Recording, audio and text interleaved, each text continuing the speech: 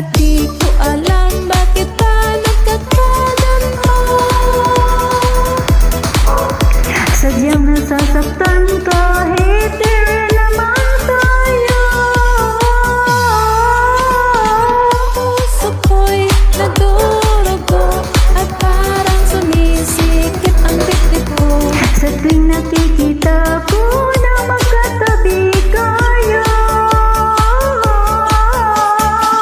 kahit di naman tayong dalawa ay lagi na lang pinagsisilosan siya. Bakit di masaya at bakit di na lang ako?